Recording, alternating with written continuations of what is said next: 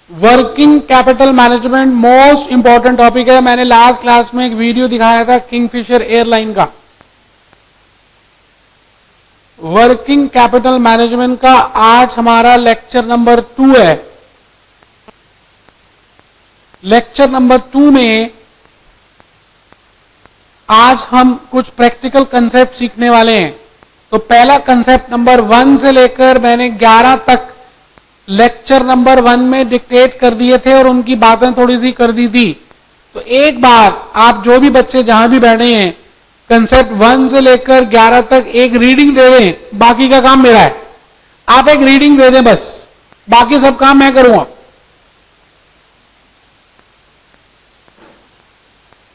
Reading in the sense कि मैंने जो जो डिक्टेशन दी थी उसको पढ़ लें।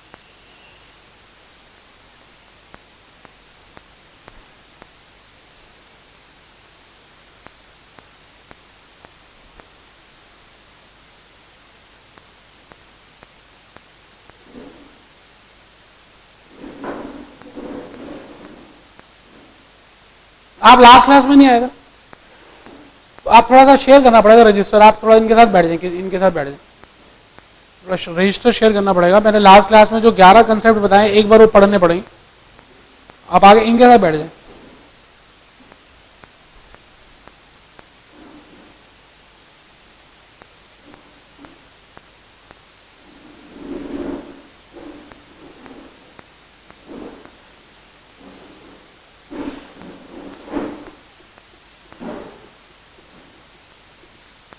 एक बार रजिस्टर दिखाएं उनको। कंसेप्ट 1 से जो 11 तक मैंने बताए हैं सभी बच्चे पढ़ रहे हैं समय ध्यान से।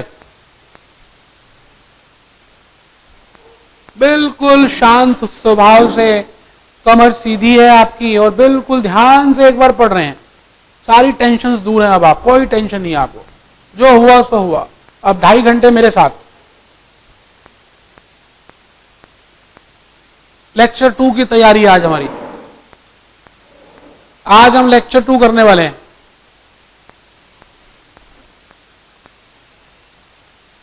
लेक्चर 2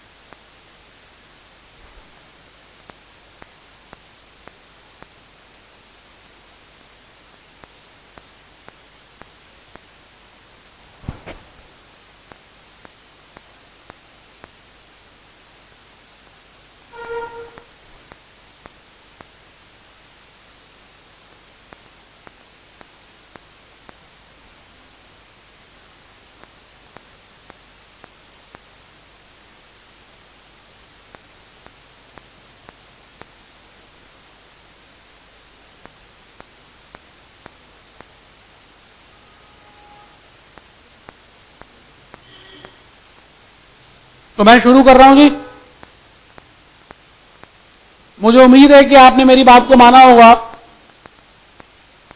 और 11 कंसेप्ट्स एक बार रीडिंग तो दे ही दी होगी, बाकी का जिम्मा मेरा।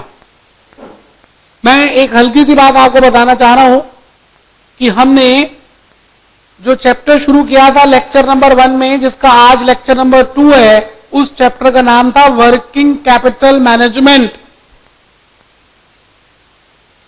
हम जो भी कुछ कर रहे हैं फाइनेंशियल मैनेजमेंट में कर रहे हैं और उसमें एक मैनेजमेंट कर रहे हैं वर्किंग कैपिटल मैनेजमेंट। और वर्किंग कैपिटल का वैसे मीनिंग आप बचपन से पढ़ते आए हैं।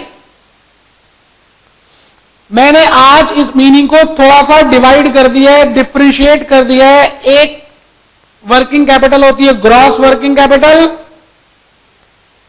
और दूसरी वर्किंग कैपिटल होती है net working capital. Financial management में हम ग्रॉस को कहेंगे टोटल ऑफ करंट एसेट्स,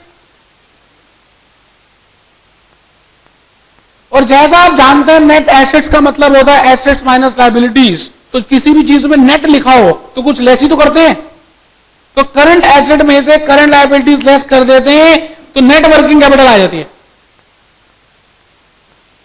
मैंने उसके बाद यह बताने की कोशिश की थी कि वर्किंग कैपिटल मैनेजमेंट में मुख्य तौर पर हम दो स्टेप्स करने वाले हैं, स्टेप नंबर 1 और स्टेप नंबर 2। हम दो स्टेप्स को फॉलो करेंगे, 2 स्टेप्स, स्टेप 1 एंड स्टेप 2, और 20-22 क्वेश्चंस क्लास वर्क में कर डालेंगे जो अभी तक हमने एक भी नहीं किया, और 15-20 क्वेश्चंस ईपीक्यूज में कर डालेंगे। लेकिन पहला स्टेप जो होता है दोस्तों, इसमें नाम है estimation, estimation of working capital requirements,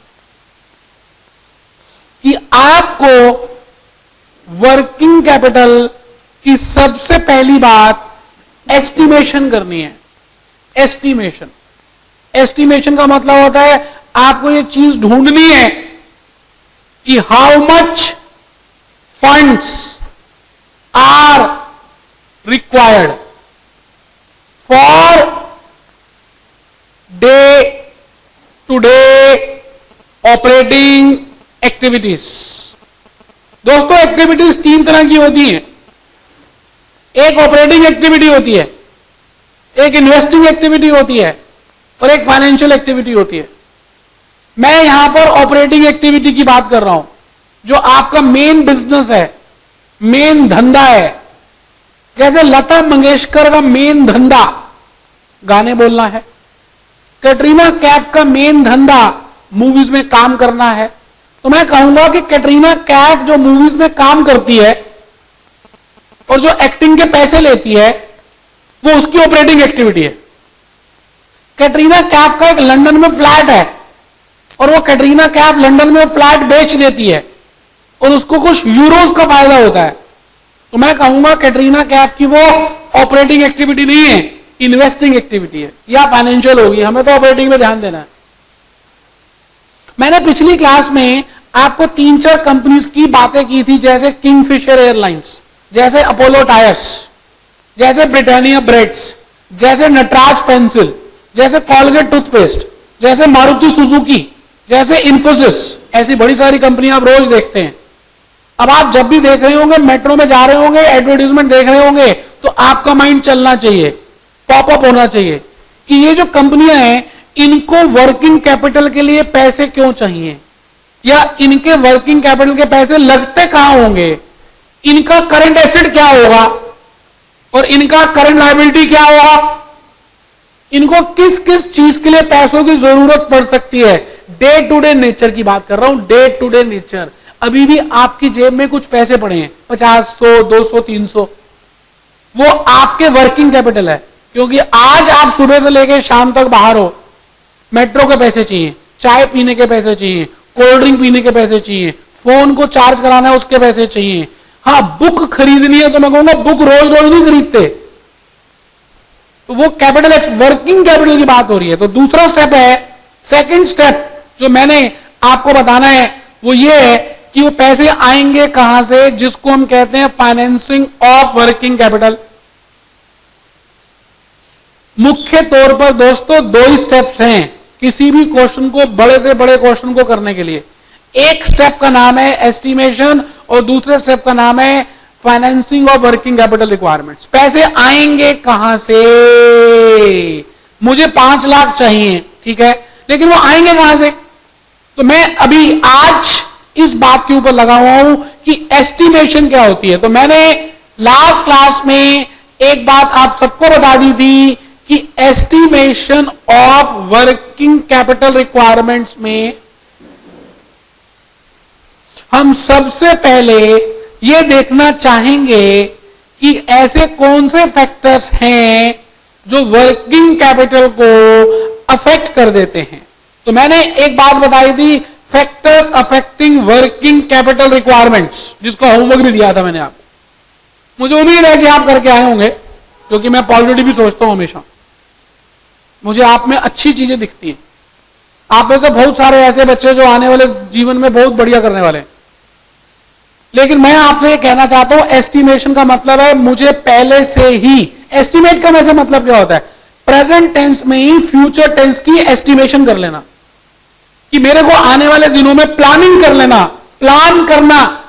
आप बताइए जी, प्लानिंग करने का मतलब क्या है? What is to be done, how it is to be done, when it is to be done, in advance में ही पता लगा लेना। समझदार व्यक्ति तो वो होता है कि दिसंबर में कितने पेपर देने, कितने ग्रुप्स देने, कोचिंग कहां से लेनी है, पढ़ना कैसे है, स्टडी से क्या करना है, नोट्स किसके अच्छे हैं।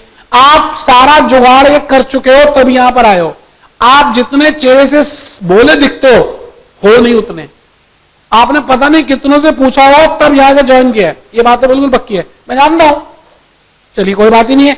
आपने फैक्टर्स अफेक्टिंग वर्किंग कैपिटल जरूर माइंड में सोचा होगा। तो मुझे यह देखना है कि मैं जिस कंपनी का फाइनेंस मैनेजर हूं, मैं डाबर का हूं, लो डाबर का मुझे च्यवनप्राश बनाना है। लो च्यवनप्राश बनाने के लिए मुझे देखना है कि मुझे रॉ मटेरियल कितने चाहिए, रॉ मटेरियल की रिक्वायरमेंट देखनी है। फिर उसके बाद मेरे को उसमें लेबर्स की रिक्वायरमेंट देखनी है, फैक्ट्री में मशीनरी की, इलेक्ट्रिसिटी की रिक्वायरमेंट देखनी है। तो इन सभी चीजों को पहले से ही हम एस्टिमेट कर लेते हैं और उसी का नाम है ऑप्टिमम वर्किंग कैपिटल। अगर आप ये पहले से एस्टिमेट नहीं करेंगे तो आपकी जो कंपनी है उसकी स्मूथ फंक्शनिंग नहीं हो सकती। आप जब घर से भी निकलते हैं तो वर्किंग कैपिटल आप एस्टिमेट करते हैं, सोचते हैं कि आज कितने पैसे चाहिए, आप अपनी पॉकेट में चेक करते हैं। ऐसा नहीं है जो भी हुआ आया देखी जाएगी, ऐसा नहीं करते। आप पॉकेट चेक करते हैं रोज सुबह, अगर पहले से पड़े हुए हैं और नहीं चाहिए तो चले जाते हैं, और नहीं तो पैसे कुछ और डालते हैं फिर जाते हैं। बोलिए ऐसा करते हैं नहीं करते?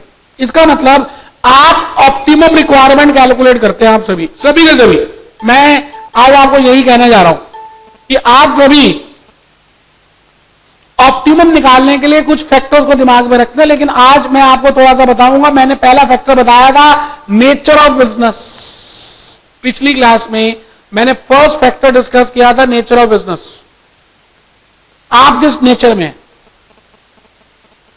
वो बड़ा मैटर करता है। आप मैन्युफैक्चरिंग कंपनी है, आप कॉन्ट्रैक्ट कंपनी है, आप सर्विस कंपनी है, आप जॉब कंपनी है, आप बैच कंपनी है, आप कौन सी इंडस्ट्री से बिलोंग करते हैं, ये मैटर करेगा आपको वर्किंग कैपिटल कितनी चाहिए। इवन मैं तो कहता हूं मैन्युफैक्चरिंग में भी बहुत सारी बातें आपके ऊपर डिपेंड करेंगी। मैंने पिछली क्लास में एग्जांपल दिया था Apollo tyres, CA tyres, MRF tyres. अब ये सारी कंपनियां टायर बनाती हैं, मैन्युफैक्चरिंग भी है, फिर भी इंडिविजुअल टू इंडिविजुअल डिपेंड करता है कि वर्किंग कैपिटल कितनी चाहिए। उसके बड़े सारे दूसरे फैक्टर्स मैंने बताने की कोशिश की थी। एक बताया था मैनेजमेंट की थिंकिंग कैसी है। हमारी जो पर्सनैलिटी होती है ना दोस्तों, कहीं ना कहीं फैमिली से बन जाती है। हमारे माता पिता किस तरह के हैं, क्लोज थिंकर हैं, मतलब कंजर्वेटिव थिंकिंग के हैं, ऑप्टिमिस्टिक थिंकिंग के हैं, कहीं ना कहीं हम उन्हीं को देखते रहते हैं। और कहते हैं जब हम बचपन से उनको देखते हैं, जब बहुत छोटे थे, 2-3 महीने 1 महीने के थे, हम बोल भी नहीं पाते थे, खाली उनको ध्यान से देखते थे अपने माता पिता को। वो जिस तरह से बोल रहे उन्हीं को देखते थे। आपको मालूम है हम जो चीज ध्यान से देखते हैं वो चीज हमारे अंदर आ जाती है। आप बताइए एक फिरंगी का जो बच्चा है 1 महीने का, वो अपने माता पिता को देख रहा है, अंग्रेजी में बोल रहे हैं। एक मद्रासी का बच्चा है, वो भी 1 महीने का है, स्कूल नहीं गया अभी, वो भी अपने माता पिता को देख रहा है, वो मद्रासी सुन रहा है। 3, 4, 5 महीने के बाद, अभी प्रिपरेटरी स्कूल में भी नहीं गए। बताइए स्कूल से जाने से पहले भी इनको बोलना आ गया हो या नहीं? कुछ ना कुछ तो बोलते होंगे, मम्मा पापा कुछ तो बोलते होंगे। बताइए जो फिरंगी का बच्चा है, जब वो मम्मा पापा बोलता होगा तो फिरंगी इंग्लिश में बोलता होगा, और जो मद्रासी का बच्चा किसमें बोलता होगा? उसी भाषा में बोलता हो, मलयालम। इसका मतलब हम किसी चीज को ध्यान से देखते हैं तो हमारे अंदर वो चीजें आनी शुरू हो जाती हैं। इसको बोलते हैं Max Muller micro muscular movements. आपको जो चीज चाहिए आप इस दुनिया में हासिल कर सकते हैं, अगर आप उस चीज को देखते हुए इंटेंशन सेट कर दें। सबकॉन्शियस माइंड को कह दे कि मैं ये चीज इसलिए देख रहा हूं कि मुझे ये क्वालिटीज चाहिए। आप लता मंगेशकर से ज्यादा अच्छा गा सकते हो और सारी लता मंगेशकर की क्वालिटी आ सकती है आपके अंदर, वो बातें दूर की है। मैं आपसे ये कहना चाह रहा हूं वर्किंग कैपिटल मैनेजमेंट में आपको मैंने कहा दूसरा फैक्टर है मैनेजमेंट थिंकिंग। आप बताइए मैनेजमेंट थिंकिंग 3 तरह की होती है। आप एग्रेसिव हो सकते हैं, आप मोस्ट लाइकली हो सकते हैं, आप कंजर्वेटिव हो सकते हैं, और आपके जो दोस्त है ना वो भी आप जैसे ही हैं। चक्कर तो ये इस दुनिया में जो मैग्नेट है ना हम उन्हीं को अट्रैक्ट करते हैं, हमारे जैसे लोगों को। ऐसा नहीं है कि आपकी पर्सनैलिटी कंजर्वेटिव और आपके दोस्तों को एग्रेसिव है। इसका मतलब आप जिस कंपनी में काम करेंगे उस कंपनी की जो मैनेजमेंट है टॉप लेवल की, उसका भी तो असर होगा वर्किंग कैपिटल डिटरमाइन करने में। हाँ या ना तो बोल दो। ऐसे बैठे जैसे पता नहीं मैं जर्मन लैंग्वेज बोलता जा रहा हूं, चुपचाप बैठ के बस देखते जा रहे हो। मैं आपसे कह रहा हूं तीसरी चीज बताई थी ऑपरेटिंग साइकिल। बस यहीं से प्रैक्टिकल शुरू हो रहा है। ऑपरेटिंग साइकिल का दूसरा नाम है कन्वर्जन साइकिल। ऑपरेटिंग साइकिल का दूसरा नाम है कन्वर्जन साइकिल। मैंने कहा था जी ये दुनिया गोल है, गोल ही तो है, अर्थ तो गोल है। हुआ क्या कि आपसे मैं ये बात कहूं कि पहले रॉ मटेरियल आता है, फिर WIP आता है, फिर फिनिश गुड्स बनते हैं, फिर डेटर्स में कन्वर्ट हो जाते हैं, फिर कैश में कन्वर्ट हो जाते हैं, और कैश स्टार्टिंग में भी था। तो ये जो साइकिल है ना जी किसी भी कंपनी की, इसी का तो नाम है ऑपरेटिंग साइकिल। मैं कहता हूं पिज्जा हट, आज वेडनेसडे है, पिज्जा हट वालों की ना वेडनेसडे को ना स्कीम होती है पिज्जा की, एक पिज्जा लो दूसरा फ्री, दूसरा फ्री। लेकिन ये सुबह सुबह पिज्जा बेस लाते होंगे, शाम को बेच बाज के साइड में होते होंगे। आप बताइए मारुति सुजुकी जब एक गाड़ी बनाती होगी तो 1 महीना लग जाता है, मैं मान के चलता हूं, इनको 1 दिन लगता है। तो मुझे एक बात बतानी है आपने कि वर्किंग कैपिटल किसकी ज्यादा रिक्वायर्ड होती होगी, मारुति सुजुकी की या पिज्जा हट की? इसका मतलब ऑपरेटिंग साइकिल का मतलब है आप कितने समय में वो सारी साइकिल्स को क्लियर कर देते हो। मैंने लास्ट क्लास में बताया था इस दुनिया में अगर एस्टिमेशन करनी हो वर्किंग कैपिटल की तो 3 स्टेप फॉलो करने हैं। स्टेप नंबर 1, आपको कॉस्ट शीट बनानी चाहिए, आनी भी चाहिए, बनानी भी चाहिए। अच्छा पेपर में नहीं कहेंगे कॉस्ट शीट बनानी है, लेकिन आपको बनानी इसलिए चाहिए क्योंकि जब आप स्टेप नंबर 2 कर रहे होंगे और ये मेन सॉल्यूशन होगी और ये वर्किंग नोट होगा, कॉस्ट शीट वर्किंग नोट है, पेपर में नहीं कहेंगे, लेकिन पहले बनानी पड़ेगी।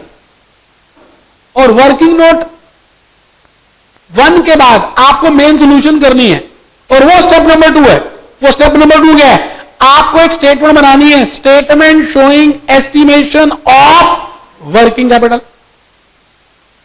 उसमें करंट एसेट्स लिखने, और करंट एसेट्स में अगर आपने ध्यान से देखा हो पिछली क्लास में लिखा था आपने फंड्स ब्लॉक्ड इन करंट एसेट्स, फंड्स ब्लॉक्ड इन करंट एसेट्स। मैंने लिखा था ब्लॉक्ड इन करंट एसेट्स, मतलब मेरे कितने पैसे करंट एसेट्स में ब्लॉक हो जाएंगे। मैंने आपको बताया था कि हमारे पास हर समय कच्चा सामान पड़ा होना चाहिए, तो मेरे कुछ पैसे तो closing stock of raw material में इन्वेस्ट हो जाएंगे। अच्छा जब मेरी मैन्युफैक्चरिंग कंपनी होगी तो हमेशा कुछ ना कुछ काम चल रहा होगा, तो मेरे कुछ पैसे वर्क इन प्रोग्रेस में इन्वेस्टेड रहेंगे, कुछ पैसे, कुछ क्लोजिंग स्टॉक आपके पास फिनिश गुड्स का होगा। और यहां पर मैंने लिखा है क्लोजिंग बैलेंस ऑफ डेटर्स, और लास्ट में लिखा था cash and other current assets. इनको जमा कर देंगे अगर हम, तो एक ड्रामा आएगा, इसका नाम है ग्रॉस वर्किंग कैपिटल। ये सब बता चुका हूं, ध्यान से देखिएगा। मैंने इसके बाद कहा था कि आप करंट लायबिलिटीज लिख दें, और करंट लायबिलिटीज में मैंने कहा था आप आउटस्टैंडिंग एक्सपेंसेस लिखें, आउटस्टैंडिंग ओवरहेड्स लिखें, आउटस्टैंडिंग जो भी कुछ है लिख दें, करंट लायबिलिटीज आ जाएगा। फिर मैंने कहा था नेट वर्किंग कैपिटल लिखें, NWC। लेकिन अब जो मैं बताने जा रहा हूं आप समझ लीजिए आज के लेक्चर का दिल है। बस इसके बाद तो 1 मिनट के बाद प्रैक्टिकल शुरू हो जाएगा, देख गिन के 1 मिनट के बाद शुरू कर दूं। अब जो बताने जा रहा हूं वो दिल है। मैं ये कहने जा रहा हूं कि आपको कभी भी वर्किंग कैपिटल अगर रिक्वायरमेंट कैलकुलेट करनी है तो मुझे ना आपको ना कुछ ना रेशोज देनी पड़ेगी। जैसे आपने ना कॉस्ट एंड मैनेजमेंट अकाउंटिंग में एक चैप्टर पढ़ा था रेशो एनालिसिस, उसमें ना करंट रेशो होती थी मान लो, तो आप क्या करते थे current assets upon current liabilities करके कुछ ना कुछ फिगर्स यूज करके आप फिगरें निकालते रहते थे और फिर लास्ट में बैलेंस शीट बना देते थे। एक बच्चा सोच रहा है ऐसा करता भी वो चैप्टर वो शायद छोड़ के गया हो, छोड़ना नहीं होता वो चैप्टर, आप सबने किया रेशो। हाँ रेशो रट्टी भी है, उसमें ना एक ड्यू पॉइंट एनालिसिस भी था। मैं आपसे एक बात कह रहा हूं, आपको मैं अगर कोई रेशो दे दूं और आपको जब तक उसका फॉर्मूला नहीं पता, उसका मीनिंग नहीं पता, आप बैलेंस शीट बना ही नहीं सकते। जैसे मैं कहता हूं ग्रॉस प्रॉफिट रेशो, आप बताओ जी ग्रॉस प्रॉफिट रेशो में उसकी मोहब्बत किसके साथ है? ग्रॉस प्रॉफिट की मोहब्बत किसके साथ है? सेल्स के साथ। अगर आपको ये पता नहीं होगा तो काम खराब है। मैं अब आपको क्या करूंगा, 5 रेशोज देने वाला हूं, 5 ही दूंगा जी। किसी सरदार के जुलूस में देख ले 5 प्यारे होते हैं, 5 प्यारे, तो 5 दे रहा हूं जी मैं आज आपको। मैं कहता हूं मैं सबसे पहले आपको यह बताऊंगा कि मेरे को कम से कम कितना रॉ मटेरियल हमेशा पड़ा होना चाहिए। तो मैंने आपको एक स्टेज दूंगा रॉ मटेरियल की। अब इसका मतलब पता होना चाहिए आपको। मैंने कहा रॉ मटेरियल स्टेज 2 मंथ्स है, तो मैंने लास्ट क्लास में 2 मतलब लिखवा कर छोड़ दिए थे। एक्चुअली में लिखवाने सारे थे, मैं घबरा गया, मैंने कहा पता नहीं चक्कर क्या सारे लिख रहे हैं, कहेंगे पता नहीं लिखते रहते हैं, तो मैंने 2 लिखकर छोड़ दिए थे। और भी लिखवा रहा नहीं जी नहीं, आप मुझे इतना बता दीजिए रॉ मटेरियल स्टेज 2 महीने का मतलब कोई बच्चा बताना चाहे तो मुझे अच्छा लगेगा कि भाई ये मतलब तो चलो समझ आया, पिछली क्लास में चलो ये तो समझ आया, रॉ मटेरियल स्टेज 2 मंथ्स का मीनिंग क्या समझ आया? एक बच्चे ने हाथ ऊपर किया, बताइए साहब आप बताइए।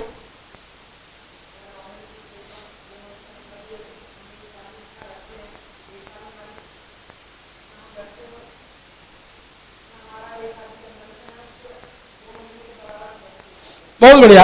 हम 1 साल में जितना भी रॉ मटेरियल कंज्यूम करते हैं, हम 1 साल में जितना भी रॉ मटेरियल कंज्यूम करते हैं, मान लेते हैं जितने लाख का भी कंज्यूम करते हैं, मान लेते हैं 12 लाख का कंज्यूम करते हैं,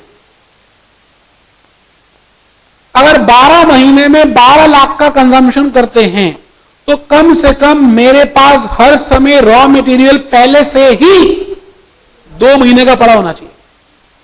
आप बताइए हल्दीराम ने पहले से ही दही खरीद के रखा हुआ या नहीं खरीद के रखा हुआ?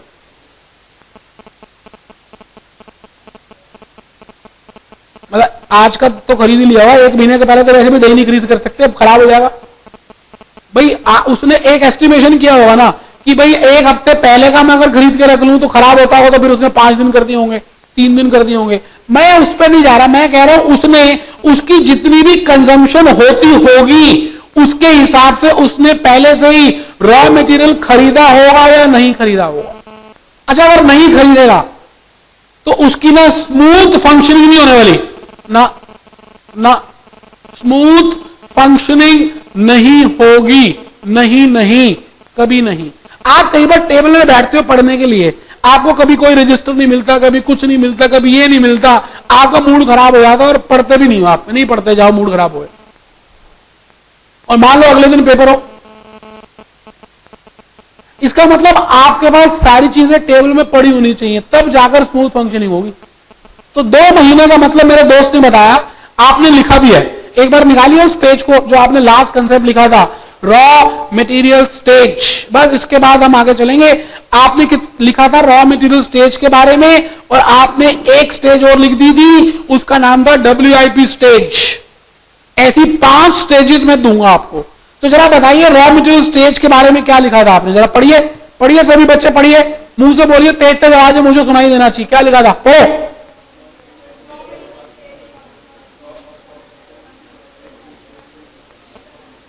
अभी देखो 1-2 बच्चे पढ़े, सभी ने पढ़ना है, सभी ने पढ़ना है, सारे बच्चे पढ़ेंगे, क्या मतलब है, पढ़ो।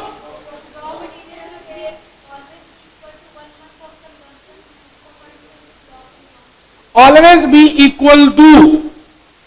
अब 1 मंथ की जगह 2 भी हो सकता है, 3 भी हो सकता है, 4 भी हो सकता है, उसका मतलब नहीं है। 1 मंथ का मैंने मतलब समझाया था कि आपके पास हर समय 1 महीने के बराबर का रॉ मटेरियल होना चाहिए। अगर आप अपना काम सुचारू रूप से करना चाहते हैं तो, और उसको खरीदने के लिए आपको रोकड़ा चाहिए, पैसा चाहिए, तो उस पैसे के लिए हमें कितनी एस्टिमेशन करनी है वो बता रहा हूं, उसका नाम है वर्किंग कैपिटल। चलिए दूसरा WIP स्टेज पढ़ेंगे। क्या बताया था ये WIP स्टेज में कि आप जब रॉ मटेरियल से फिनिश गुड्स में कन्वर्ट करते हैं तो ऑन एन एवरेज कितना समय लग जाता है, क्योंकि जितना समय ज्यादा लगेगा आपकी उतनी ब्लॉकेज ऑफ फंड्स ज्यादा हो रही है। क्यों? क्योंकि ये चीज होती कहां है? मैंने कहा था फैक्ट्री में होती है।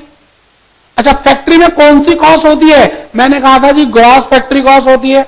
अच्छा, ग्रॉस फैक्ट्री कॉस्ट में क्या क्या आता है? रॉ मटेरियल कंज्यूम्ड आते हैं, डायरेक्ट लेबर आती है, डायरेक्ट एक्सपेंसेस आते हैं, फैक्ट्री ओवरहेड्स आते हैं। अच्छा, ये सारी चीजें मिलती कहां है? कॉस्ट शीट में मिलती है। इसलिए कॉस्ट शीट बनाना बहुत जरूरी है। मैं अगर आपको यहां लिख दूं सचिन तेंदुलकर, आप बताइए तो उसकी रिलेशनशिप क्या लिखेंगे आप? मैंने यहां लिखा सचिन तेंदुलकर रेशो, तो रिलेशनशिप में क्या लिखेंगे? क्रिकेट। मैं लिखूं कैटरीना कैफ रेशो में, तो बताइए रिलेशनशिप में क्या लिखेंगे? बोल ही नहीं रहे। मैं लिखूंगा रणबीर कपूर रिलेशनशिप में। मैं कह रहा हूं मैं यहां लिखूं WIP स्टेज रेशो में, तो उसकी मोहब्बत लिखनी है ना, यहां पर मोहब्बतें लिखनी है। बताइए WIP कहां होती है? जैसे इसकी आपने लिख दिया रॉ मटेरियल कंज्यूम्ड, इसका क्या लिखेंगे? Gross factory cost. WIP कहां होती है? फैक्ट्री में, और फैक्ट्री में कॉस्ट कौन सी होती है? Gross factory cost. इसके बाद मैंने तीसरी स्टेज दी थी फिनिश गुड स्टेज, फिर दी थी डेटर्स स्टेज या डेटर्स ऑपरेटिंग साइकिल, कुछ भी कह दीजिए भाई और बहनों। फिर लास्ट दी थी क्रेडिटर स्टेज और ऑपरेटिंग साइकिल। अब बताइए इसका आंख मटक्का किसके साथ है? फिनिश गुड्स का कॉस्ट शीट में घूम रही है सारी हीरोइनें। मान लो ये हीरो है, ये सारे हीरो हैं, इनकी हीरोइनें कहीं घूम रही हैं, तो सारी घूम कर रही है कॉस्ट शीट के अंदर। अब आपने देखना है कौन से हीरो की कौन सी हीरोइन कहां घूम रही है, और क्योंकि वो हीरोइनें कॉस्ट शीट में घूमती हैं इसलिए कॉस्ट शीट बनाना बहुत जरूरी है। समझ आ गया?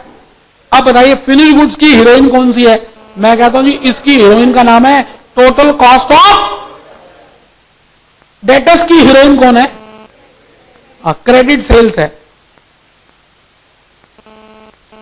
बताइए जी क्रेडिटर्स का 2.5 अक्षर किसके साथ है? 2.5 अक्षर प्रेम के किसके साथ है जी?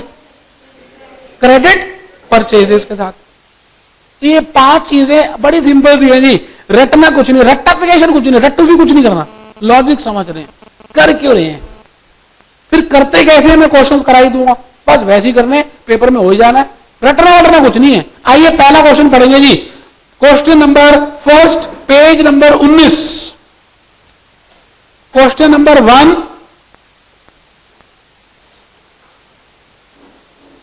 जो बच्चे आज आए बड़े ध्यान से बैठेंगे, बुक अगर आपके पास नहीं है तो बुक ले लेंगे, और नहीं तो बुक शेयर कर लेंगे, लेकिन बैठेंगे ईमानदारी से।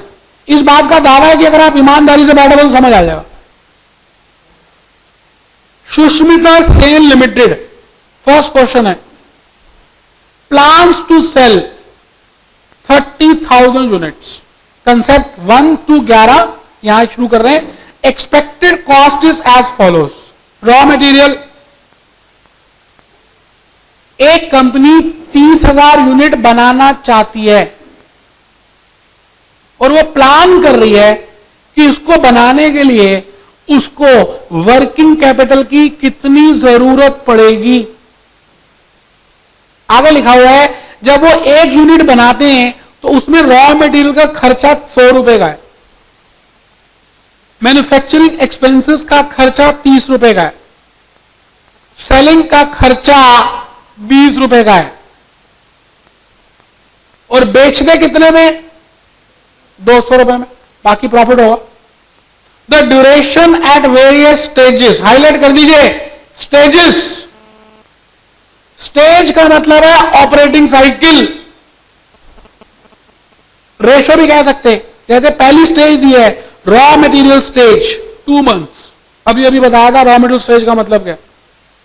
फिर दूसरी स्टेज दी है WIP स्टेज, फिर फिनिश गुड स्टेज, फिर डेटर स्टेज वगैरह वगैरह वगैरह वगैरह वगैरह।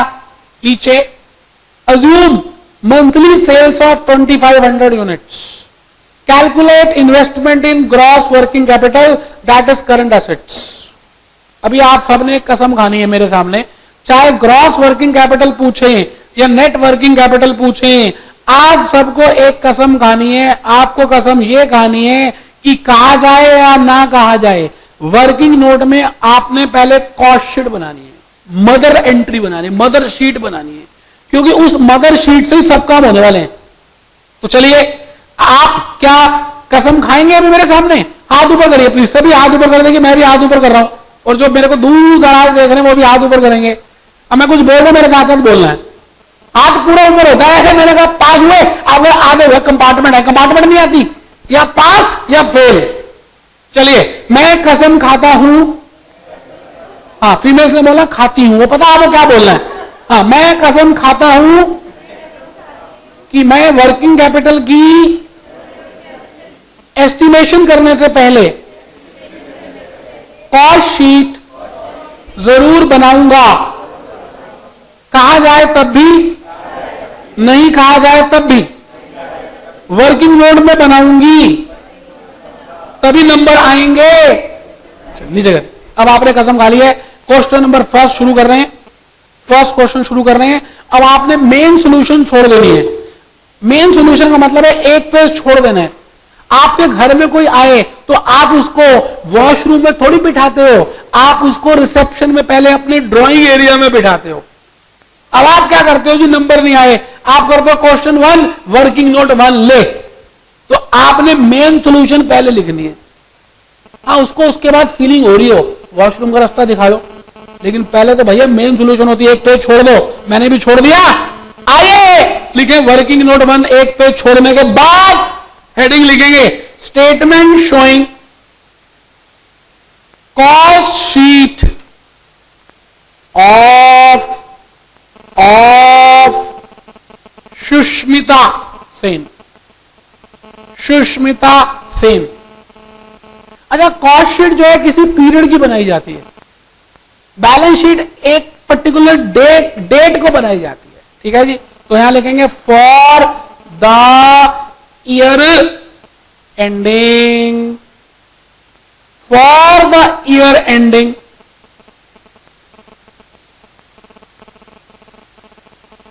मैंने आपको कुछ बातें पिछली क्लास की कुछ पॉइंट्स में लिखवाई थी, उसमें बताया था points to be kept in mind. जरा एक बार वो वाला कंसेप्ट खोल लें, कौन सा नंबर था जरा बताएं। हाँ, एक बार सभी बच्चे कंसेप्ट नंबर 10 को खोलें, उसमें मैंने लिखवाया था points to be kept in mind. जरा खोल लीजिए please, points to be kept in mind खोल लीजिए। जरा पहला पॉइंट पढ़िए आप प्लीज, पहला पॉइंट पढ़िए, पहला पॉइंट पढ़िए, फर्स्ट पॉइंट पहला पढ़ लीजिए, पहला फर्स्ट पॉइंट पढ़िएगा। मैंने उसमें एक बात लिखी है, मैंने ये लिखा है कि opening stock of raw material और closing stock of raw material अगर आपको ना दिया जाए, क्योंकि कॉस्ट शीट बनानी है, कॉस्ट शीट में तो स्टार्टिंग कहां से होती है, पिछले ईयर का सामान कितना कच्चा, इस बार कितना खरीदा, कॉस्ट शीट का फॉर्मेट दिया ही था मैंने लास्ट क्लास में। तो आप क्या मानेंगे कि दोनों के दोनों क्या है, सेम है, सेम है, सेम है, सेम है। अगर ये दोनों सेम है तो मैं मानूंगा रॉ मटेरियल परचेजेस और रॉ मटेरियल कंज्यूम्ड भी सेम है। बोलो हाँ या ना, तो बोलो ठीक है। इसी तरह से ओपनिंग स्टॉक ऑफ WIP और क्लोजिंग स्टॉक ऑफ WIP अगर ना दिया जाए तो आप क्या मानेंगे, सेम है। वो बातें सब बताई हुई है मैंने। आइए लिखते हैं वर्किंग नोट में। पहली चीज शुरू कर रहे हैं, रॉ मटेरियल कंज्यूम। कैलकुलेटर बाहर होना चाहिए, मैं भी चेक कर रहा हूं, बता रहा हूं आपको। 30,000 यूनिट्स, 100 रुपए के हिसाब से 30 लाख। अब मैंने कंज्यूम्ड ही मान लिया है, यही परचेजेस है, यही कंज्यूम्ड है, क्योंकि ओपनिंग स्टॉक और क्लोजिंग स्टॉक मुझे अलग अलग नहीं दिया। प्लस मैन्युफैक्चरिंग एक्सपेंसेस सब करेंगे जी, जो इस समय मेरे सामने नहीं बैठे वो भी करेंगे, क्योंकि कहते हैं करत करत अभ्यास से जड़मति हो तो सुजान। कुछ करने से ही कुछ मिलता है, खाली ऐसे कभी कुछ मिला नहीं किसी को। तो आपको कुछ करना पड़ेगा, हिम्मत करनी पड़ेगी। मैंने रॉ मटेरियल कंज्यूम्ड लिख दिया 30 लाख, मैन्युफैक्चरिंग एक्सपेंसेस लिख दिया 30,000 इंटू 30, 9 लाख। अब डायरेक्ट लेबर है नहीं, कोई बात नहीं, मैंने इसी को कह दिया कि क्या तुम ही मेरी प्राइम कॉस्ट हो, प्राइम कॉस्ट। मैंने कहा जी, मैंने कहा प्राइम कॉस्ट 39 लाख है, 39 39 39 39। मैं 39 से शुरू कर रहा हूं, अगले पेज में आ गया, आप तो उसी पेज में रहेंगे। प्लस करूंगा मैं यहां पर फैक्ट्री ओवरहेड्स। प्राइम कॉस्ट में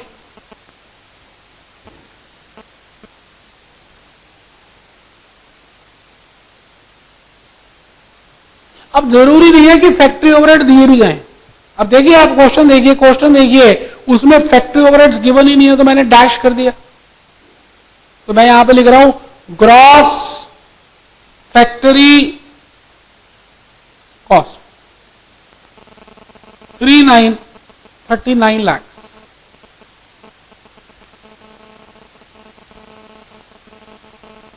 ग्रॉस फैक्ट्री कॉस्ट 39 लाख।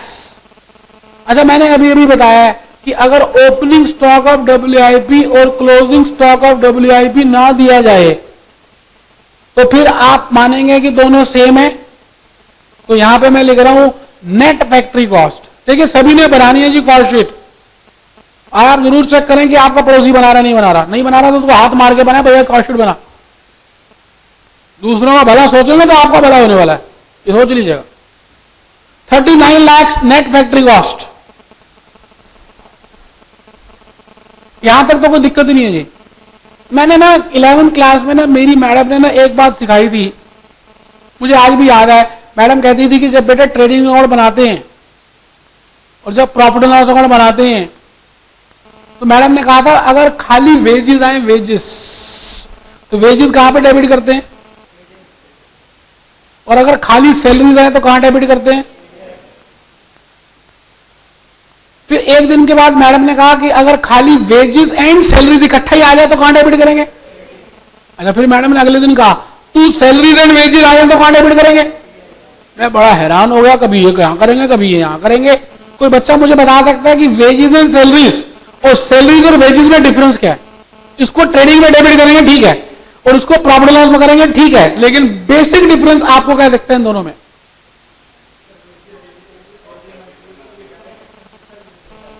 अच्छा ठीक है, एक बात तो ये बहुत बढ़िया, ठीक बताया। और कोई आंसर? आप किसी भी अकाउंट का नाम कैसे रखते हो? मैं कहता हूं मैंने नाम रखा वेजेस एंड सैलरी अकाउंट। तो नाम रखने के पीछे कुछ ना कुछ तो और लॉजिक भी होगा ना। हाँ, आप बताएं।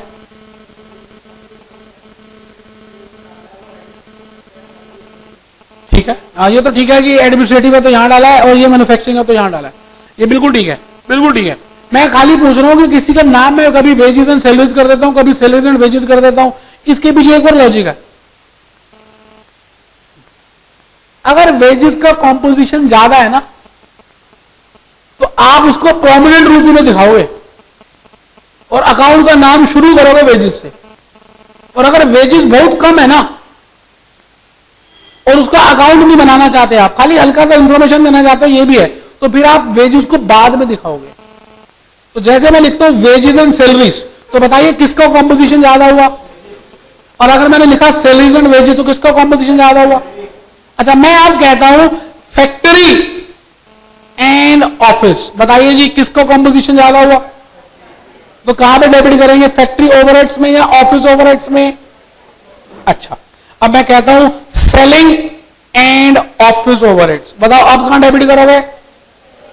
आप बात समझ रहे हो ना? नेक्स्ट पढ़िए जरा, नेक्स्ट क्वेश्चन नंबर 1 में आपको दिया हुआ सेलिंग कॉमा एडमिनिस्ट्रेटिव, बताइए इसको सेलिंग ओवरहेड में लेना चाहिए या ऑफिस ओवरहेड में लेना चाहिए?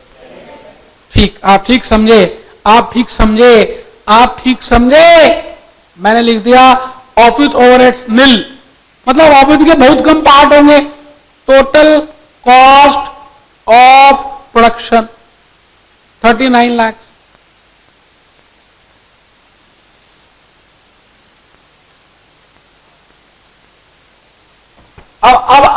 अब यहां पर opening stock of finished goods और closing stock of finished goods नहीं दिए हुए, तो मैं यहां लिख रहा हूं total cost of goods sold भी यही है।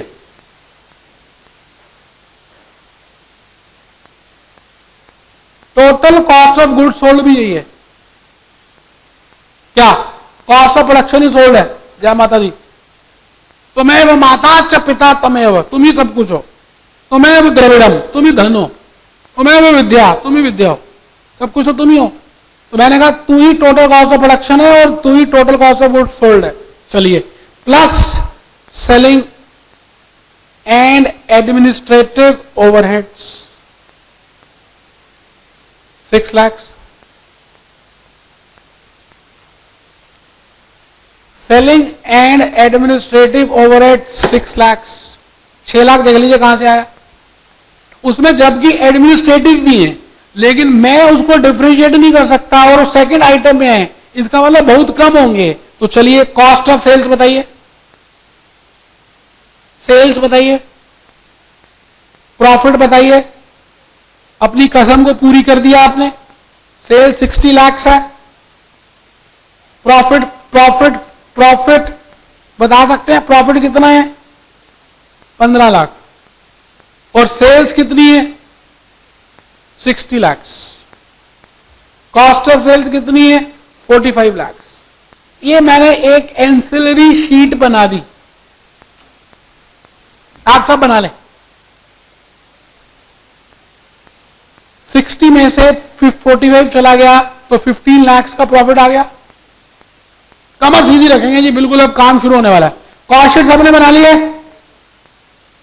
अब मैं चल रहा हूं आगे। मेन सॉल्यूशन की जगह छोड़ दी थी आपने, मैं मेन सॉल्यूशन में आ गया। Statement showing net working capital requirement.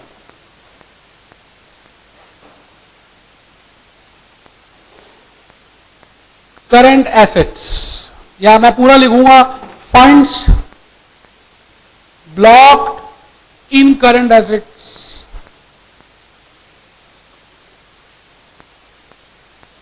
और यहां लिखूंगा करंट लायबिलिटीज। फिर मैं क्या करूंगा? नेट वर्किंग कैपिटल निकाल दूंगा। मेरे से इस क्वेश्चन में उन्होंने नेट वर्किंग कैपिटल नहीं पूछी, आप चेक कर लीजिए मेरे से क्या पूछा उन्होंने। फिर मेरा क्वेश्चन यहीं तक खत्म हो जाएगा। आप बात समझ पा रहे हैं या नहीं समझ पा रहे? मेरा क्वेश्चन फिर यहीं पे खत्म हो जाएगा। लेकिन ये करने के लिए मुझे साइकिल्स चाहिए, साइकिल्स चाहिए। देखिए जरा, पहली साइकिल दी हुई है raw material stage 2 months. 2 months raw material stage, working note 2 मैंने लिख दिया। Raw material stage 2 months, 2 months. अब मेरा गला दर्द हो चुका, बहुत बार बोल दिया 2 महीने का मतलब क्या है। ठीक है, मैं आगे चल रहा हूं। 2 मंथ्स का मतलब आप समझ चुके हैं। तो बताइए जी, मैं आपसे कहूं 2 मंथ्स कि मेरे को 2 महीने के बराबर का स्टॉक पता होना चाहिए, तो 12 महीने में कितनी रॉ मटेरियल की कंजम्पशन करते हैं जरा बताना। कॉस्ट शीट कहां गई? हाँ जी, 12 महीने में आप 30 लाख रुपए की कंजम्पशन करते हैं। ये बात ठीक है या नहीं? तो हाँ या ना तो बोलना पड़ता है। ऐसे चुपचाप बैठेंगे मुझे अच्छा नहीं लगेगा, कुछ ना कुछ जरूर बोलना, नहीं तो मेरा एनर्जी मजा नहीं आएगा। आप बताइए 30 लाख रुपए की कंजम्पशन है या नहीं? कितने महीने की है? कैसे पता चला? भाई कॉस्ट बनती 12 महीने की, मैंने बनाई 12 महीने की है। ठीक है, तो चलिए अगर 12 महीने में मैंने 30 लाख रुपए की कंजम्पशन की है, तो मैं आपसे पूछ रहा हूं 2 महीने में मैंने कितने लाख की कंजम्पशन की होगी? 2/12 into 30 lakh is equal to 5 lakh लिख सकता हूं या नहीं? 5 लाख का मतलब क्या है अभी देखेंगे। पहले बताइए, इसका वर्किंग नोट भी बनाने की जरूरत नहीं है, वहीं पे लिख सकते हैं। मैंने जान के बनाया कि पहला क्वेश्चन कर रहा हूं। इसका मतलब है ₹5 lakhs will be required for purchasing raw material stock. 2 महीने का जो स्टॉक हमेशा पड़ा रहेगा, हमेशा। पुराना खत्म हो जाएगा, नया आ जाएगा, पुराना खत्म, नया, पुराना खत्म, पुराना दूध खत्म हो जाता है, आपके घर में नया दूध आता है, फिर पुराना खत्म हो जाता है, नया दूध आता है, लेकिन हर समय दूध तो आएगा 365 दिन। वो बात अलग है, पुराना चला गया नया आ गया, पुराना चला गया नया दूध आ गया, पुराना गया नया आ गया, लेकिन दूध में इन्वेस्टमेंट तो है ना आप लोगों की। उसी तरह से मेरी यहां पर 5 लाख रुपए की इन्वेस्टमेंट है, तो मैं यहां लिख रहा हूं closing stock of raw material. अब उसका वर्किंग नोट बनाने की जरूरत नहीं है, सीधा यहां पर भी लिख सकते हैं। मैंने लिख दिया 5 लाख रुपए, 5 लाख रुपए जी, 5 लाख रुपीस, 5 लाख रुपए। ये लीजिए, लीजिए। मैंने पहले ही साइकिल का इस्तेमाल कर दिया। एक एक साइकिल पढ़ूंगा, एक एक साइकिल पढ़ूंगा, आप उसके बेसिस में काम करना शुरू करेंगे। तो मैं दूसरी साइकिल में ये लिख रहा हूं वर्क इन प्रोग्रेस स्टेज। क्या चेक तो कर लो भाई साहब, लिख नहीं रहे तो कोई बात नहीं, देख तो लो कितनी साइकिल लिखी है। मैं कहता हूं कि आपकी सीएस बनने में 3 साल की WIP है। क्या समझ आता है आपको? मैं आपको कहता हूं ये 3 साल WIP है आपकी सीएस में, 3 साल का टाइम लगेगा। इसका मतलब इस 3 साल में मेहनत भी करनी पड़ेगी, ट्रेनिंग भी करनी पड़ेगी, एग्जामिनेशन फीस भी देनी पड़ेगी, फीस ट्यूशन की भी देनी पड़ेगी, सब कुछ ही करना पड़ेगा। मन नहीं भी होगा तब भी करना पड़ेगा। मन हूं करे घबराए, एक बार तो मन ही नहीं करता। ऐसा लगता है कि लाइफ कैसी बीत जाएगी, क्या जीवन ऐसी है, क्या यही है जीवन? 4 बातें यहां की सुनो, 4 बातें वहां की सुनो, 4 बातें वहां की सुनो, फिर पेपर दे के आ जाओ। कितनी बार तो आपने नया साल तक नहीं मनाया क्योंकि पेपर होते हैं। क्या जिंदगी ऐसी खत्म हो जाएगी? आपके मन में बड़े सारे विचार आते हैं, मेरे मन में भी आते थे, लेकिन उन विचारों को जो ध्यान से मेहनत कर लेता है, उन विचारों को थोड़ा सा दबाकर लाइफ में उसको सक्सेस मिल जाती। फिर हर रोज दिवाली है। मैं जब सीए के पेपर देता था तो नवंबर में होते थे। मैंने सीएस में और आईसीडब्ल्यू में कोई एग्जामिशन नहीं ली, मुझे था मैं जल्दी जल्दी कर डालूं सब कुछ। एग्जामिशन तो मिलती है जब सीएस के बाद आप आईसीडब्ल्यू करो तो, या आईसीडब्ल्यू के बाद सीएस करो तो। और लगभग सीएस के और आईसीडब्ल्यू के पेपर भी ना लगभग कॉमन दिनों में ही होते हैं, एक आध दिन का डिफरेंस होता है, या मैक्सिमम 2-3 दिन का होता हुआ। अब आप सोच लीजिए, नवंबर में पेपर सीए के खत्म हुए, 15-20 दिन के बाद, महीने के बाद सीएस के शुरू हो जाएंगे, और सीएस के खत्म होंगे तो आईसीडब्ल्यू के शुरू हो जाएंगे। अगर मैं उन दिनों में ध्यान ऐसे देता कि मैं भी घूमूंगा, मैं भी जाऊंगा, मन तो सभी का करता है, किसका नहीं करता? आप समझ रहे हैं ना, कुछ बातें मैं बता नहीं पा रहा, समझ तो रहे, लेकिन मैंने उन दिनों में ध्यान दिया, सीएस के पेपर भी दिए, आईसीडब्ल्यू के भी दिए, लगातार देता रहा। और ऐसा भी नहीं है कि हर बार पास हुआ होगा, मैं हर बार पास भी नहीं हुआ। कहते हैं इंसान इंटेलिजेंट ज्यादा कामयाब नहीं होता, जो इंसान मेहनती होता है ना वो कामयाबी हो जाता है। भगवान ये नहीं कहता तू बहुत ज्यादा इंटेलिजेंट होगा तभी कुछ करूंगा। आज आप सीएस प्रोफेशनल में पहुंचे तो आप इंटेलिजेंट थोड़ी हैं, होंगे, बट इंटेलिजेंस की वजह से नहीं आए। यहां पर आप प्रोफेशनल में इंटेलिजेंस की वजह से नहीं आए, ये आप भी जानते हो। लॉस पढ़े, पुराने पेपर्स देखे, ध्यान से सेक्शंस को देखा, पास हो गए। कोई इंटेलिजेंस थोड़ी थी उसकी वजह थोड़ी पास हुए, वो तो साइंस के बच्चे होते हैं, वो छोड़ दीजिए। मैं ये कह ही नहीं रहा आपके अंदर इंटेलिजेंस नहीं है, आप गलत मत लेना। बिल्कुल उसी तरह से अगर जो इंसान लगा रहता है ना जी, उसको 100% सक्सेस मिलती है। अब बताइए यहां पे WIP कितना पीरियड है, यहां पे कितना पीरियड है जी WIP का? WIP का यहां पे पीरियड कितना है?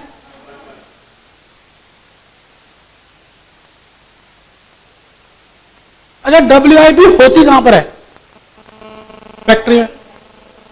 अच्छा फैक्ट्री में ना, फैक्ट्री में होती है, और फैक्ट्री में कौन सी कॉस्ट होती है? फैक्ट्री कॉस्ट होती है। अच्छा फैक्ट्री कॉस्ट कैसे आती है? इसमें क्या क्या सामान आता होगा? एक तो मटेरियल आता होगा, एक लेबर होती होगी, एक एक्सपेंसेस होते होंगे, और एक क्या होते होंगे? Factory overheads. अच्छा मैं आपको कहूं कि मेरा अभी काम आधा 80% हुआ है, तो आप क्या समझेंगे कि अभी 80% हो गया, 20% होना। लेकिन फाइनेंस मैनेजर के लिए कुछ अलग चीज है ये। आपको मालूम है जब भी कोई भी भटूरे बनाता है या कोई भी चीज मैन्युफैक्चरिंग कंपनी होती है, वो सबसे पहले क्या करता है? रॉ मटेरियल खरीद ही लेता है। सबसे पहले तो मटेरियल खरीदा जाता है। आपके घर में भी सबसे पहले सब्जियां आती हैं, मान लेते हैं मेहमान आने वाले, पहले सब्जियां खरीदते हैं। सब्जियां ना आप 2-3 दिन की इकट्ठी खरीद लेते हो। अच्छा कभी बिल्डिंग बनते हुए देखिए आपने? बिल्डिंग में क्या होता है? पहले रॉ मटेरियल आ जाता है ना? फर्स्ट फ्लोर का भी इकट्ठे आ जाओ, चलो बंद थोड़ी जाए फर्स्ट फ्लोर, पहले लेंटर डलेगा, फिर दीवारें बनेंगी, फिर चुनाई होगी, फिर फर्स्ट फ्लोर बनेगा। तो आप ये बताइए, आपको जब मैं कहूंगा WIP, तो आपको एक बात का ध्यान रखना है। क्या ध्यान रखना है? जो आप लिख चुके हैं, क्या आपको डिग्री ऑफ कंप्लीशन भी दिया हुआ है या नहीं दिया हुआ? अगर डिग्री ऑफ कंप्लीशन का मतलब क्या है? कितने प्रतिशत काम हो गया है। अब आप यहां सब बैठे हैं, किसी का एक ही ग्रुप रहता है प्रोफेशनल का, किसी के सारे रहते हैं, किसी के 2 पेपर रहते हैं, लेकिन आप सब WIP बैठे मेरे सामने।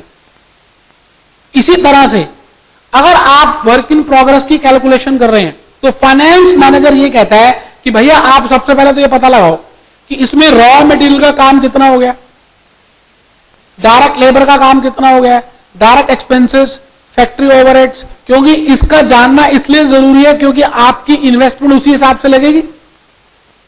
अच्छा अगर आपको डिग्री ना दी जाए तो आप इसको तो हमेशा क्या मानेंगे?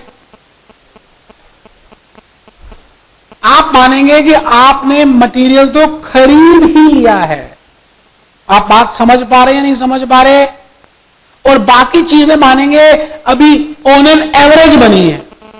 अच्छा एवरेज कैसे होती है? एवरेज होती है beginning plus and divided by 2। तो बताना जरा, बिगिनिंग तो 0% थी, एंड 100% थी, अपॉन 2 करूं तो 50% आता है। आप ये पॉइंट लिख चुके, जरा देखना कंसेप्ट नंबर 10 में आपने लिखा था, if degree of completion of work in progress is not given, lecture 1 में लिखा, देन अज्यूम। क्या अज्यूम करेंगे?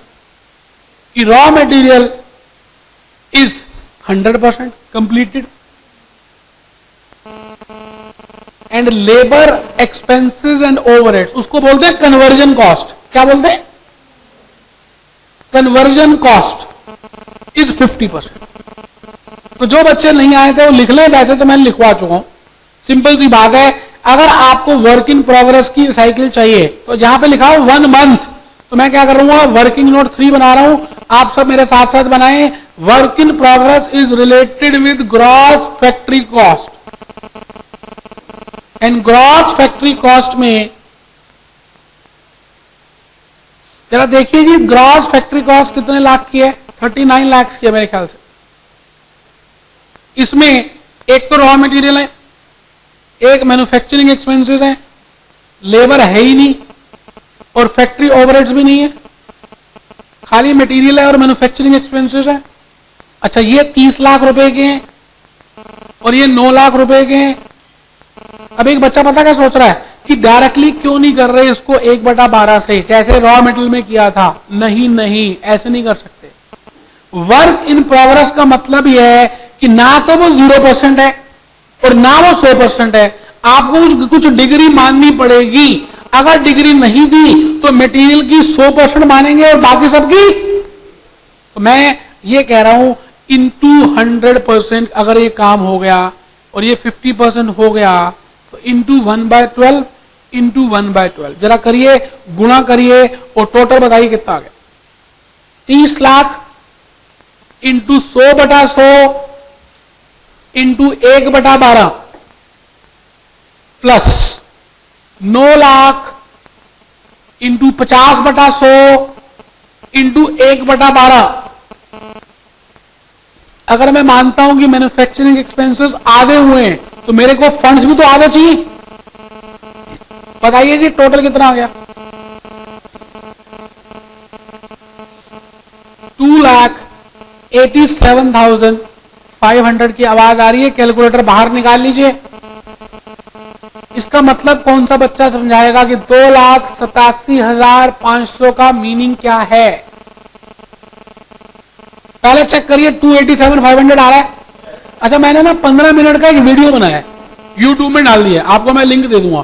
उसमें क्या लिखा मैंने, कैलकुलेटर कैसे इस्तेमाल करते हैं। आप में से बहुत सारे बच्चों को नहीं पता, तो मैं उसमें बोलता जा रहा हूं। यूट्यूब में डाला मैंने, कैलकुलेटर कैसे इस्तेमाल करते हैं, मेमोरी फंक्शन कैसे यूज करते हैं, मेमोरी रिकलेक्ट कैसे करते हैं, मेमोरी क्लियर कैसे करते हैं, इसका इस्तेमाल कैसे होता है, ये सारा 15 मिनट में बोलता जा रहा हूं। आप उस देख लेंगे क्या, भेजू लिंक। अच्छा, वैसे अभी बता रहा हूं कैसे करेंगे।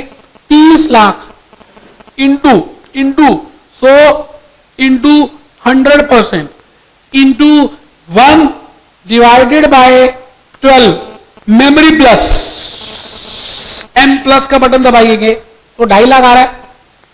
250 आ रहा है।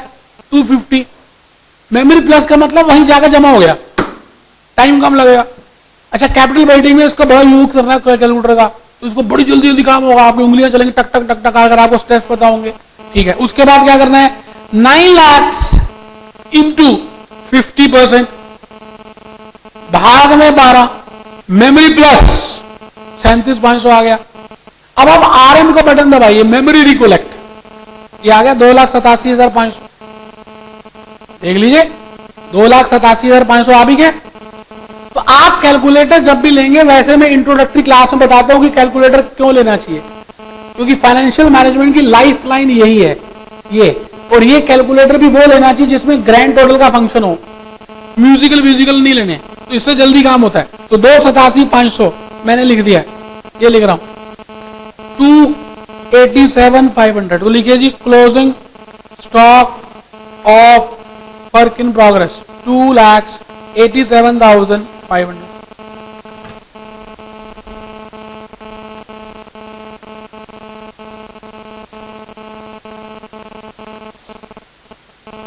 देखिए, ढीले ढीले नहीं बैठना है, ढीले ढीले बैठेंगे आपको दुश्मन। सिकंदर जिस देश में वार करने, लड़ाई करने जाता था, उससे पहले ना अपने मुखबिर भेज देता था। वो कहता देख क्या हो कि वहां के लोग सीधे होकर बैठते हैं या झुक के बैठते हैं।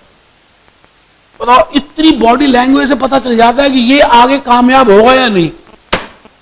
और जो झुक के बैठता है वो पूरी जिंदगी झुका रहता है, कर नहीं पाता कुछ लाइफ में। तो स्ट्रेट होकर बैठना है, स्पाइनल कॉर्ड सीधी होनी चाहिए। पता है, हाथ लगा के बताओ, स्पाइनल कॉर्ड, पीठ सीधी होनी चाहिए आपकी। चलिए नेक्स्ट स्टेज देखिए क्या है, फिनिश गुड स्टेज। पहले बताओ ये 2 स्टेजेस समझ आ गई। नेक्स्ट स्टेज है जी फिनिश गुड्स। फिनिश गुड्स का मतलब है जो सामान बन के तैयार हो गया, आपकी ट्रेनिंग हो गई, आपके पेपर क्लियर हो गए, आपका सब कुछ क्लियर हो गया। लो, कोई ना कोई तो दिन होगा ना जिस दिन आपका सब कुछ क्लियर हो जाएगा और उस दिन आपको एसोसिएट नंबर मिल जाएगा। आप मार्केट में ना बिकने के लिए तैयार हो जाओगे, आपका नाम होगा फिनिश गुड्स। अच्छा, फिनिश गुड्स कौन से होते हैं? जो 100% बन गए हैं, कुछ रहा ही नहीं बाकी जी, बस सारा पूरा हो गया। WIP कौन से होते हैं? जिसमें 0 से ज्यादा होता है, 100 से कम होता है, इसलिए वहां जुगाड़ करना पड़ता है। अच्छा, कच्चा सामान कौन सा होता है? रॉ मटेरियल का, जो 0% है, जिसमें अभी कुछ हुआ ही नहीं। तो डिग्री का एक ही जगह चक्कर पड़ता है WIP में, क्योंकि ना तो 0% में पड़ता है और ना 100 में पड़ता है, क्योंकि 100/100 तो 1 ही हो जाता है। मेरी बात समझ पा रहे हैं? अच्छा, फिनिश गुड्स का 2.5 अक्षर किसके साथ है जी? फिनिश गुड्स कहां पे होता है जी? किसके साथ इसकी मोहब्बत कराएं? बोलो ना। टोटल कॉस्ट ऑफ प्रोडक्शन से होता है, सेल से नहीं। अभी सामान बना है, बिका नहीं है, क्योंकि सेलिंग ओवरहेड्स अभी इनकर नहीं हुए। फिनिश गुड्स की मोहब्बत प्रोडक्शन से होती है, वो तो डेटर्स की मोहब्बत होती है उससे। चलिए बताइए, कॉस्ट शीट निकाल लीजिए अपने सामने, आप तो निकालते भी नहीं है ना कॉस्ट शीट। 39 लाख रुपीस की मेरी कॉस्ट शीट में कॉस्ट ऑफ प्रोडक्शन है, 12 महीने में 39 लाख रुपीस की इन्वेस्टमेंट लगती है। तो बताइए जी, बताइए क्या करें, कर देते हैं। Closing stock of finish goods 0.5/12 into 39 lakh, 0.5/12 into 39 lakhs. करिए जरा गुणा, निकालिए कैलकुलेटर।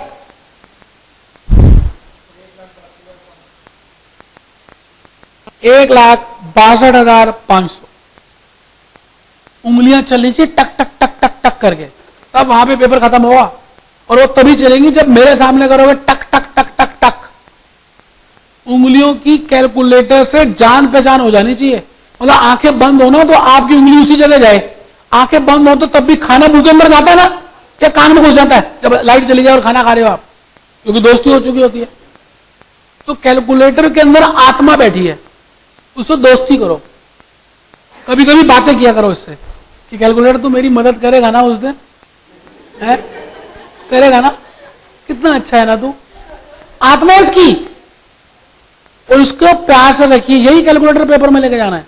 तो मतलब आंखें भी बंद हो ना, टक टक टक टक टक टक टक टक टक टक टक हो रहा हो। चलिए कोई बात नहीं, अगली क्लास में लेकर आइएगा। क्या सभी ने फिनिश गुड्स लिख दिया है? नेक्स्ट देखिए जी, डेटर स्टेज।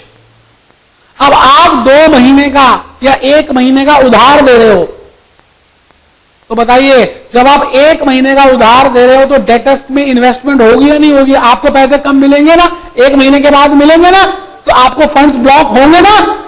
तो लिखिए क्लोजिंग बैलेंस ऑफ डेटर्स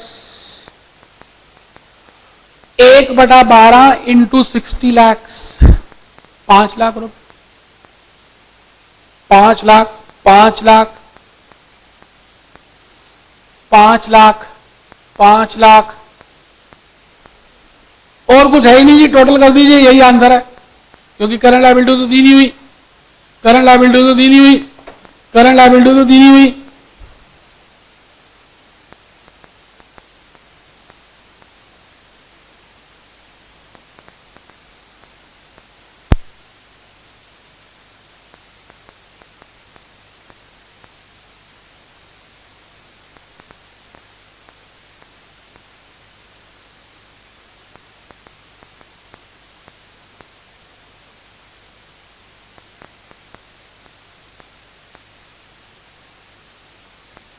हाँ जी, टोटल कितना आ रहा है? हाँ लिखिएगा, प्लीज लिखिएगा, 14,50,000 रुपए। अब ये क्वेश्चन कम से कम 3 बार आ गया, इसके 2 पार्ट है, मैंने पहला पार्ट कर दिया, लेकिन इसका मतलब लिखिए नीचे 14,50,000 का। देखते हैं कौन सा बच्चा बताता है। 14,50,000 रुपए आपको जरूरत है, जरूरत है, जरूरत है, एक कंपनी सेक्रेटरी की जरूरत है। बताइए यहां पे कितने पैसों की जरूरत है? तो पहले लिख लें, फिर देखें मतलब समझ आया या नहीं आया। लिखें, लिखें इंटरप्रिटेशन।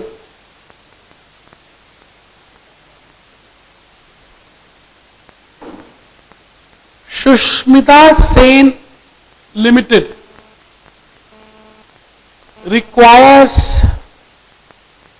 ₹14,50,000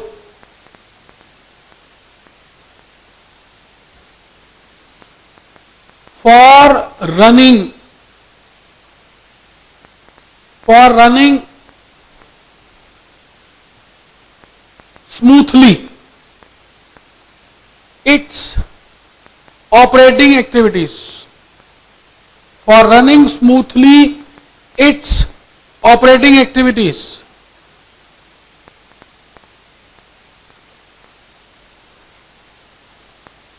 और ऐसा भी समझ सकते हैं, 2 लिख रहे हैं हम, पेपर में तो एक ही लिखेंगे। ₹14,50,000 will be blocked, ₹14,50,000 will be blocked gross working capital requirements, in gross working capital requirements. तेरा क्वेश्चन का पहला पार्ट देखिए, आप कर चुके हैं। क्या पूछ रहा था उसने पहले पार्ट में, क्या पूछा था देखिए।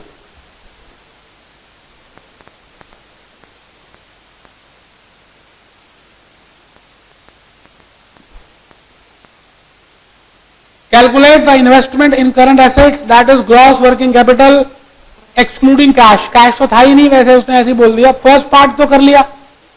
अच्छा, सेकंड पार्ट में अभी 2-3 लाइनें छोड़ दीजिए, क्योंकि मैं 1-2 मिनट के बाद बताऊंगा।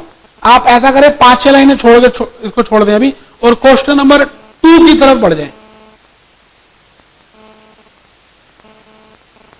अब कौन सा बच्चा पढ़ेगा? देखिए, ये सीएस की स्टडी में क्वेश्चन दिया हुआ है। क्वेश्चन नंबर 2 नीचे लिखा मैंने, देखना जरा। हर क्वेश्चन के नीचे लिख दिया है कि वो चीज मैंने कहां से ली है। चलिए, आप में से कौन सा बच्चा क्वेश्चन नंबर 2 पढ़ना चाहता है? पढ़िए, शुरू कर दीजिए।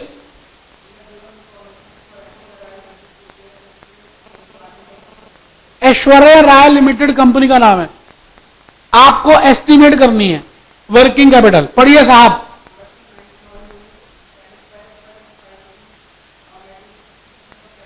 सिक्सटी 60% को हाईलाइट करिए। जो बच्चे हाईलाइटर लाए हैं बाहर निकाल कर रखिए हाईलाइटर।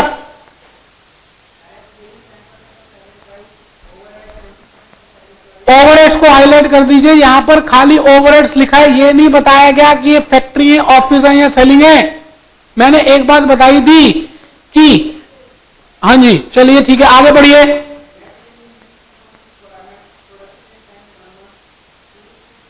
प्रोडक्शन इन टाइम को हाईलाइट करिए, उसके साथ ब्रैकेट में लिखिए work in progress. Production in time के साथ ब्रैकेट में लिखिए वर्क इन प्रोग्रेस।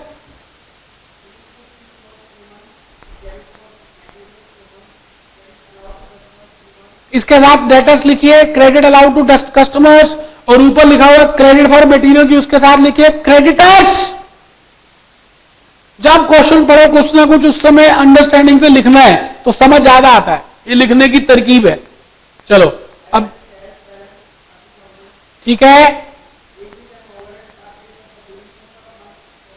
इसको अंडरलाइन कर दीजिए। Wages and overheads will be paid in the beginning of the month following. Following को हाईलाइट कर दीजिए, मतलब जनवरी की वेजेस कब देंगे? फरवरी में। दिसंबर की कब देंगे? जनवरी में। 1 महीने के बाद देते हैं, तो 1 महीने की आउटस्टैंडिंग हो गई नहीं हो गई? आगे बोलिए।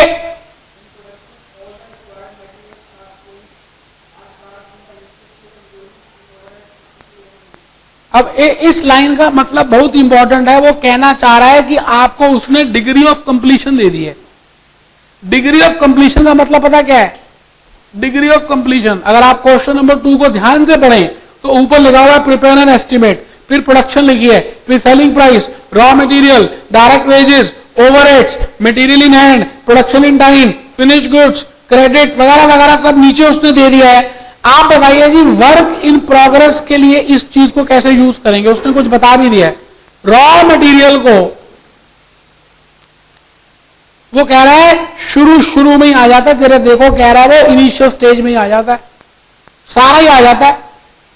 इसका मतलब रॉ मटेरियल की डिग्री क्या कह रहा है लेने को? अब 100% लिखकर तो चीख के तो बोलेगा नहीं, उसने इनडायरेक्टली बोल दिया कि भैया शुरू में आ जाता है। और दूसरा, बाकी चीजों के लिए उसने कहा कि जब जब काम होता है तब तब खर्च हो जाते हैं। और आपको अगर ये नहीं बताया जाए कितना काम होता है, आप 50% लेते हैं। WIP में तो 50 लेते हैं। अभी बोला था, भूल गए? ठीक है, तो क्वेश्चन नंबर 2 क्या आप सबने पढ़ लिया? अच्छा, आप सबने मुझे कॉस्ट शीट बना के दिखानी है। पहले तो एस्टिमेशन हम साथ साथ करेंगे, लेकिन कॉस्ट शीट तो आप खुद बनाएंगे मेरे सामने। एक पेज छोड़ दीजिए, छोड़िए एक पेज, ठीक है? तभी नंबर नहीं आते, हमारे आंसर मिलते हैं, भी नंबर नहीं आते। पहला पेज छोड़िए, प्रेजेंटेशन में ध्यान दीजिए अब, और दूसरे पेज में लिखिए वर्किंग नोट 1। कंजूसी ना करें, खुला खुला बड़ा बड़ा, नहीं तो 6 महीने दोबारा लगेंगे कंजूसी करेंगे तो। खुला खुला बड़ा बड़ा अगले पेज में वर्किंग नोट बनाना है। शुरू कर दो।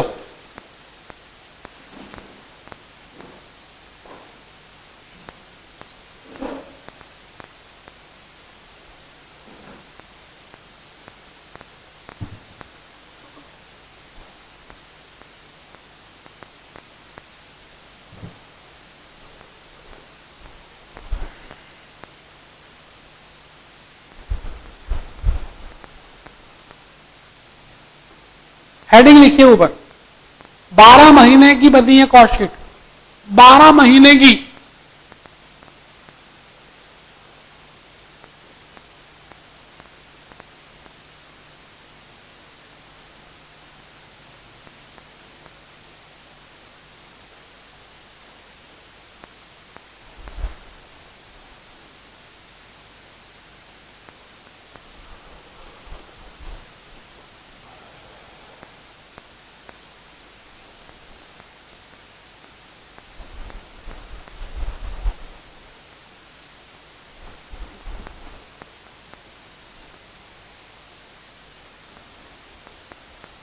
जो जीता वो सिकंदर, ये दुनिया सिकंदरों की है,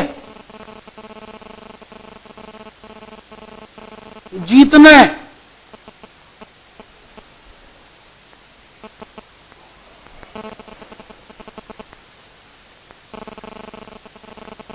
अगली दिवाली आने से पहले प्रोफेशनल बन के सैलरी घर लेकर आनी है। बताओ, नया मोबाइल फोन लेना है, नई गाड़ी लेनी है, कपड़े नए लेने हैं, मार्केट में घूमना है, गोलगप्पे खाने हैं, टेंशन फ्री। वो कब होगा?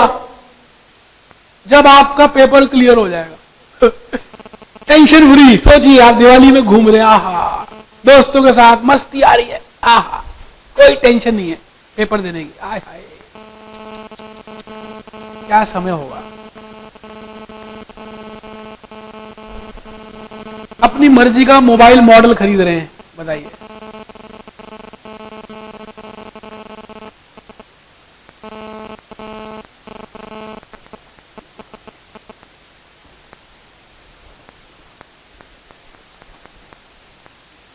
वीर तुम बढ़े चलो, वीर तुम बढ़े चलो, मुश्किलों का सामना वीर तुम किए चलो, वीर तुम किए चलो।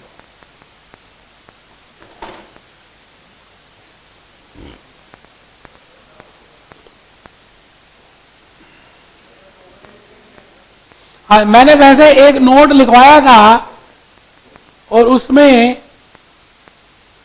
ओवरहेड्स के लिए मैंने लिखा हुआ है कि अगर आपको नहीं बताया जाए कि कौन से ओवरहेड्स हैं, लेक्चर बने में बताया था, तो आपने पहली प्रेफरेंस किसको देनी है, हाँ, और दूसरी प्रेफरेंस किसको देनी है, और तीसरी प्रेफरेंस किसको देनी है।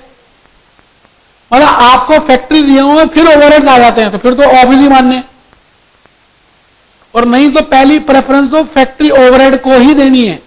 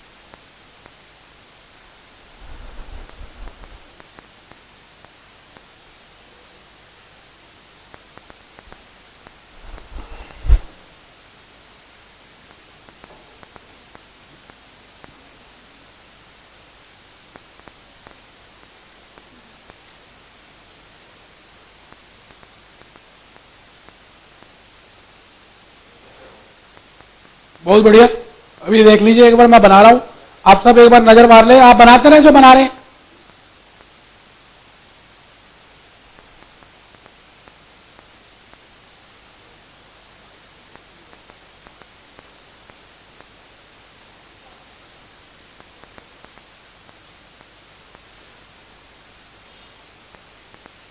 अब आपको रॉ मटेरियल जो है सेल्स के ऊपर दिया हुआ है, क्योंकि वो कह रहा है जी raw material is 60% of sales.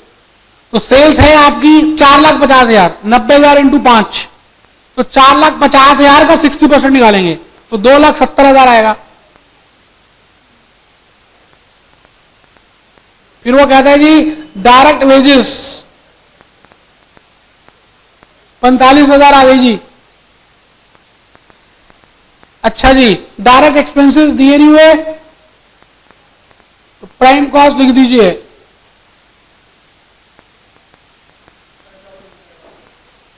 यहां तक तो ठीक ही होगा सबका। अच्छा, अब मुझे ऐड करना होता है ओवरहेड्स। अच्छा, ओवरहेड्स में कौन से? Factory overheads. अच्छा, ये बात मैंने लास्ट क्लास में बताई थी कि अगर ओवरहेड्स का नेचर ना दिया जाए तो आप पहली प्रेफरेंस फैक्ट्री को देना। चलिए, फैक्ट्री ओवरहेड्स 90,000 लिख दूं तो 4,05,000 आ गया जी। मैं यहां तक पहुंच गया हूं। Gross factory cost. अच्छा, यही फिगर नेट फैक्ट्री कॉस्ट भी है, क्योंकि ओपनिंग और क्लोजिंग तो दिया ही नहीं हुआ WIP। प्लस अच्छा, यही figure total cost of production भी कह दूं क्या, क्योंकि ऑफिस ओवरहेड्स भी नहीं दिए हुए। अब हाँ या ना तो बोल दो। तो क्या यही figure total cost of sales भी कह दूं क्या? ठीक है, यही कह दीजिए, सब कुछ ही तुम ही हो।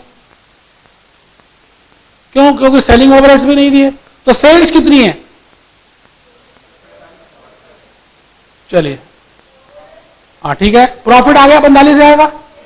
चलिए, बहुत बढ़िया, पहली वर्क कॉस्ट शीट तो ठीक बनाई आप।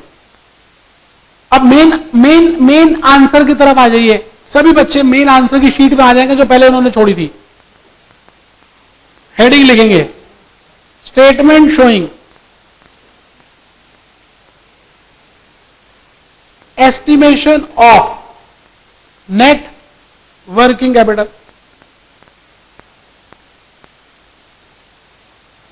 फंड्स ब्लॉक्ड इन करंट एसेट्स, फंड्स ब्लॉक्ड इन करंट एसेट्स। और फिर यहां लिखेंगे करंट लायबिलिटीज। हिम्मत करनी है जी, भले जो भी कुछ हो पास्ट टेंस में भूल जाइए। अब आगे का सोचिए, बार बार मत याद कीजिए उस चीज को, मन थोड़ा दुखता है। अब आगे का सोचिए, करंट एसेट्स और करंट लायबिलिटीज, ठीक है। अच्छा, इसको करना कैसे है? पहली स्टेज पकड़नी है, पहली साइकिल पकड़नी है। जरा बताइए जी, पहली साइकिल कौन सी है? तो लिखेंगे closing stock of raw material 2/12 into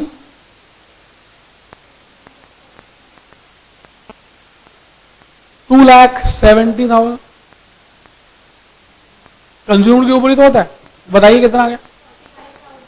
इसका मतलब 2 महीने का स्टॉक जो मुझे पहले से ही खरीद के रखना है, उसके लिए मेरे 45,000 रुपए लग जाएंगे। इसका मतलब मुझे 45,000 रुपए रॉ मटेरियल के लिए चाहिए। ये बात समझ आ रही है? अच्छा, ये नहीं भी समझ आया तो क्वेश्चन तो भी हो जाएगा, लेकिन कंफर्टेबिलिटी लेवल ज्यादा अच्छा आएगा आपका। सेकंड, मटेरियल इन टाइम, लिखिए जी closing stock of WIP। Time का मतलब ही WIP होता है जी, और क्या। अच्छा, WIP में यहां तो स्टेजेस दी हुई है, मटेरियल की 100 और बाकी सबकी 50। नहीं भी दी होती तो मैं 150 ही लेती। ये मैंने कंसेप्ट 10 में पहले लिखवा देती, लिखवाई हुई है आपको, ठीक है। चलिए, इसका वर्किंग नोट बनाना जरूरी होता है। लिखिए working note 3, work in progress, gross factory cost. बोलो कितनी है? संधि विच्छेद करो। इसमें रॉ मटेरियल कितना है, इसमें मैन्युफैक्चरिंग एक्सपेंसेस कितने हैं, वेजेस मतलब वेजेस कितनी है, और तीसरी चीज इसमें फैक्ट्री ओवरहेड्स कितने हैं। अब एक बच्चा सोच रहा है पता नहीं अलग अलग क्यों कर रहा है ये मास्टर। बताइए जी, इसको मैंने अलग अलग क्यों किया? WIP में जुगाड़ क्यों करना पड़ रहा है? हाँ, क्योंकि यहां पर डिग्रीज अलग अलग हैं। चलिए शुरू कर दीजिए, शुरू कर दीजिए। जो लगाएगा वही पाएगा। देखते हैं कौन लगा रहा है। जो देख खाली बैठेगा वो देखता रह जाएगा और 6 महीने बाद दोबारा आएगा, फिर फीस देगा। जो लगाएगा वो पाएगा, जो लगाएगा वो पाएगा। हिम्मत कीजिए, टोटल कीजिए। मेमोरी का फंक्शन मैं बता चुका हूं।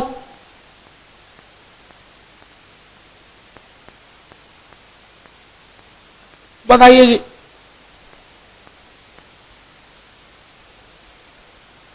जो लगाएगा वो पाएगा।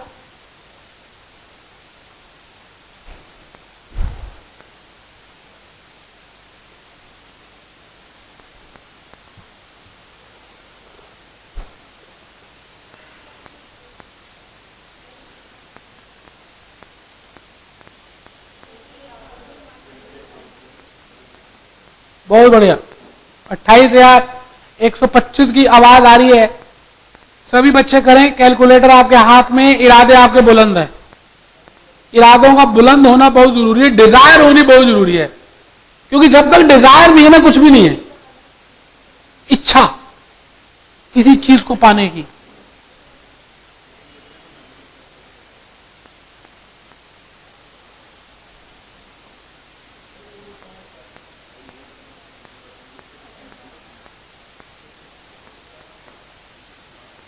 अच्छा, ये पानी पी रहा हूं, वैसे मैं ये दिखा रहा हूं पानी है ये। हाँ, कहीं और सोच रहे हो मैं चाय वाय पीता नहीं है, पानी है। ठीक है, क्या सभी का आ गया 28,125? सभी का? चलिए आइए तो लिखते हैं। आइए लिखें 28,125। एक बच्चा सोच रहा है पता नहीं WIP का वर्किंग नोट बनाता है ये मास्टर, बाकी किसी का तो यहीं लिख देता है। हाँ, क्योंकि उसमें 50-50 का चक्कर होता है, बाकी किसी में होता नहीं है। Next, closing stock of finish goods. जल्दी खींच दीजिए अब तो। Closing stock of finish goods 3/12 into, बहुत बढ़िया, 1 लाख। बहुत बढ़िया, खुद करेंगे तो अच्छा लगेगा। नेक्स्ट आ जाइए, credit for material. Credit for material का मतलब है आपने मटेरियल खरीदा तो क्रेडिटर्स हैं, तो लिखें क्रेडिटर्स 2 months। 2 months। अच्छा, क्रेडिटर्स किससे रिलेट करते हैं? Purchases, credit purchases. अगर परचेजेस ना दी जाएं तो हम कंज्यूम्ड और परचेजेस सेम मानते हैं। ये बात भी लिखवाई थी मैंने पिछली क्लास में, भाई और बहनों, जो आ जाए उनको सुन लो। क्रेडिटर्स जो है परचेजेस से रिलेट करते हैं, और अगर परचेजेस ना दी जाए तो कंज्यूम्ड से रिलेट करते हैं। मेरी बात आप समझ रहे हैं? चलिए 2/12 इंटू 2,70,45,000।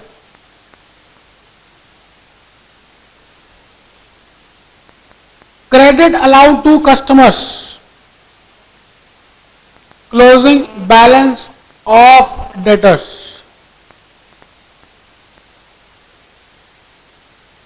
Three months, 3/12। अच्छा, डेटर्स किससे रिलेट करते हैं भाई और बहनों? क्रेडिट सेल्स से। क्रेडिट सेल्स से। अगर क्रेडिट सेल्स ना दी जाए तो टोटल सेल्स और क्रेडिट सेल्स सेम ले लेते हैं। तो बताइए सेल्स कितनी है? 450। बोलो जी कितना आ गया? कैश बैलेंस ऑलरेडी दिया हुआ है 30,000। टोटल कर दीजिए। अभी एक एडजस्टमेंट है वैसे, पहले उसको करके फिर टोटल करेंगे। पहले बताओ कैश बैलेंस तक ठीक है?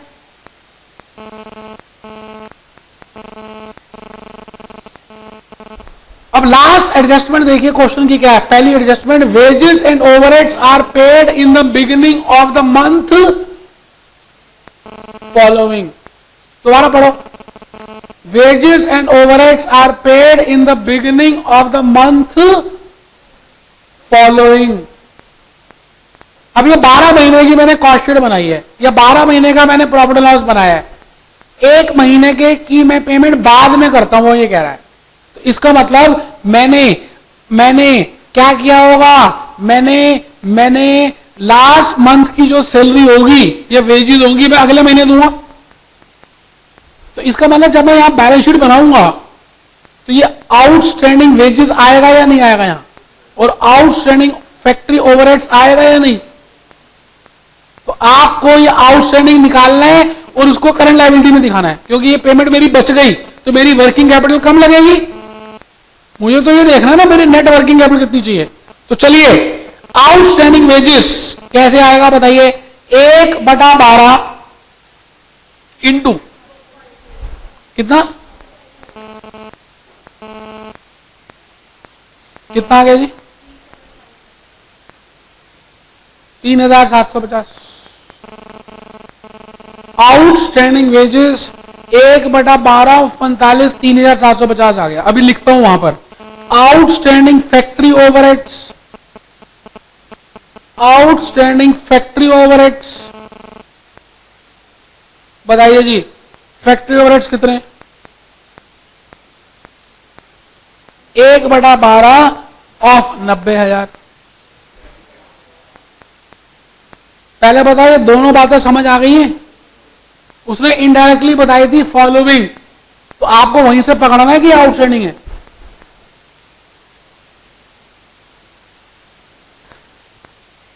चलिए शुरू करिए, 3750 और 7500 लिखिए।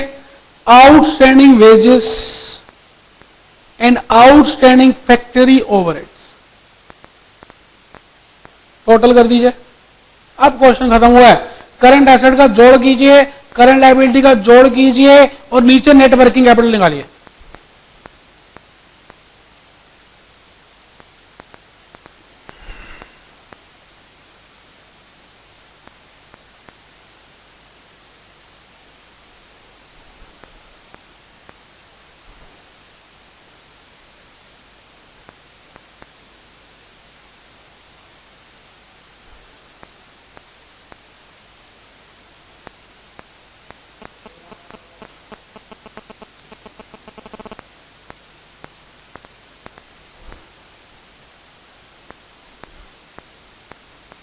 Total of current assets,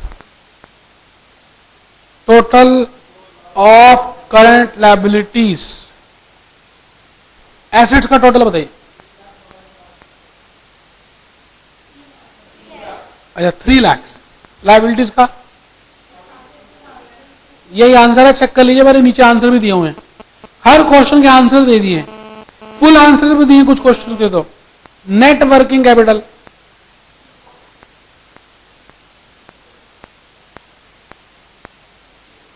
interpretation लिखिए। The management of Aishwarya Rai limited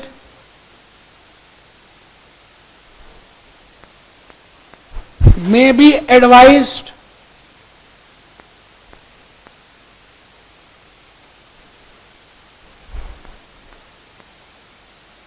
the management of Aishwarya Rai Limited may be advised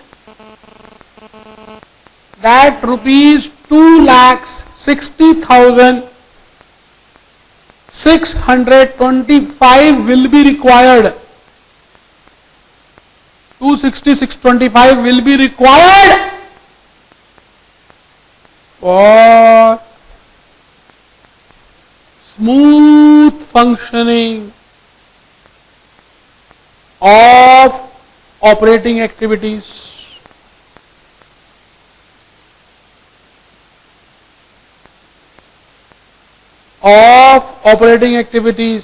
question 2 समझ आ गया। थर्ड और फोर्थ होमवर्क में लिखिए, करके आना, मैं चेक करूंगा।